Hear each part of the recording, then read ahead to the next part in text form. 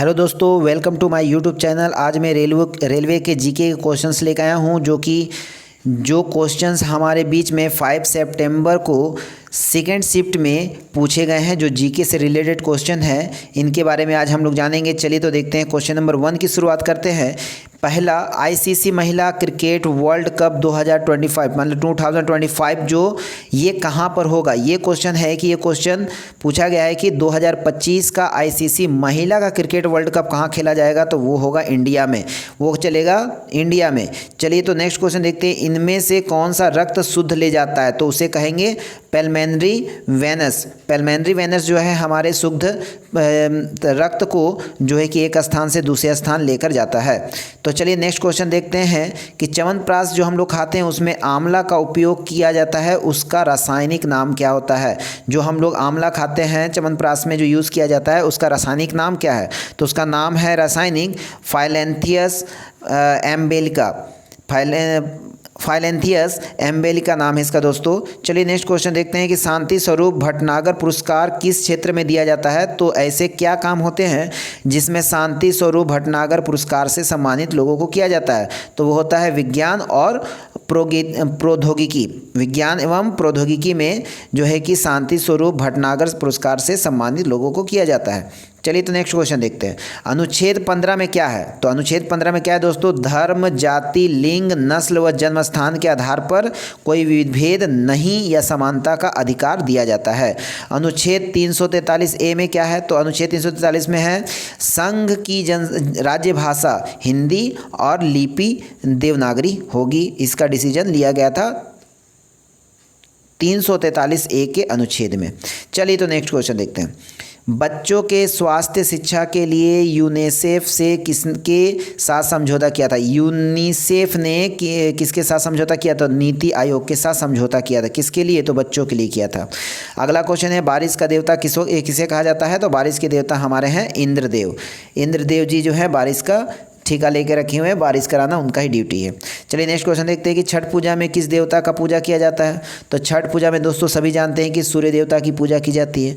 Next question देखते हैं कि भूगोल का जनक किन्हें कहा गया है, या भूगोल का जनक किसे कहा जाता है, तो कहते हैं हिकेटियस को। हिकेटियस को भूगोल का जनक कहा जाता है। चलिए नेक्स्ट देते हैं, और याद रखिएगा हिस्ट्री का हेरोडोटस है। हिस्ट्री का हेरोडोटस है। चलिए नेक्स्ट देख लेते हैं। नेक्स्ट क्वेश्चन है, आम जनता किसके संपर्क में रहती है, तो स्थानीय सरकार के संपर्क में रहती है, नॉर्मल सी बात है।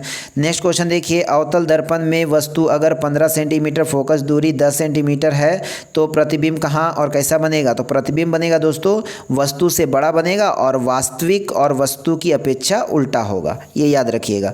और बार बार क्वेश्चन में अवतल दर्पण और उत्तल दर्पण के बारे में पूछा जा रहा है, तो आप इन दोनों को अच्छे से पढ़ के जाइएगा, बहुत इंपॉर्टेंट क्वेश्चन है। इसके बाद देखिए उत्तल दर्पण का क्वेश्चन कि उत्तल दर्पण में उत्तल लेंस में वस्तु अगर 20 सेंटीमीटर है और फोकस दूरी अगर 15 सेंटीमीटर हो तो प्रतिबिंब कहाँ और कैसा बनेगा, तो प्रतिबिंब बनेगा बड़ा और वर्चुअल बनेगा, वर्चुअल एकदम नॉर्मल बनेगा, वर्चुअल साइज से।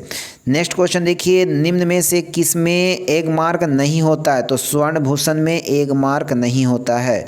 चलिए तो नेक्स्ट क्वेश्चन की तरफ बढ़ते हैं हम लोग। नेक्स्ट क्वेश्चन में क्या बोला गया है, आपतित किरण और परावर्तित किरण के बीच कितना डिग्री का कोण होता है, तो इसमें कोण होता है दोस्तों 90 डिग्री का। इसमें कोण होता है 90 डिग्री का।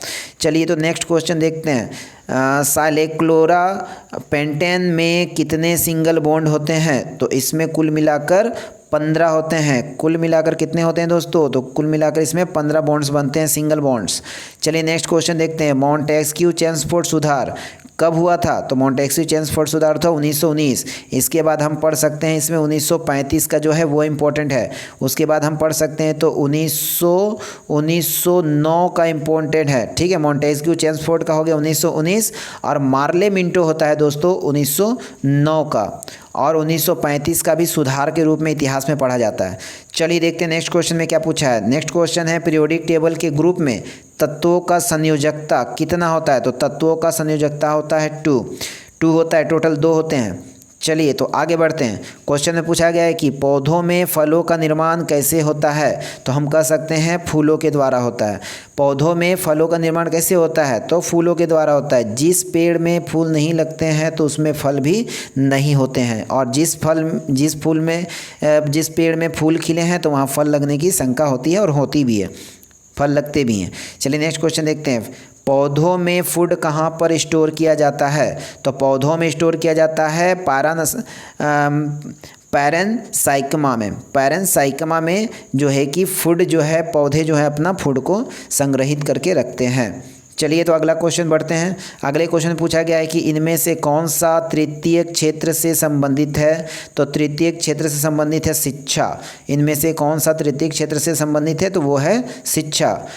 जलीय जीवन श्वसन के दौरान ऑक्सीजन कहाँ से लेते हैं, तो जलीय जीवन श्वसन के द्वारा, मतलब सांस जब जल में रहने वाले जीवन जिनका है, जैसे मछली कह सकते हैं, तो वो जो है ऑक्सीजन कहाँ से प्राप्त करते हैं, तो पानी में घुली हुई ऑक्सीजन से प्राप्त करते हैं। मतलब पानी के अंदर में जो ऑक्सीजन मिला हुआ है उसके द्वारा से जो है कि ये लोग अपना श्वसन जो कर लेते हैं।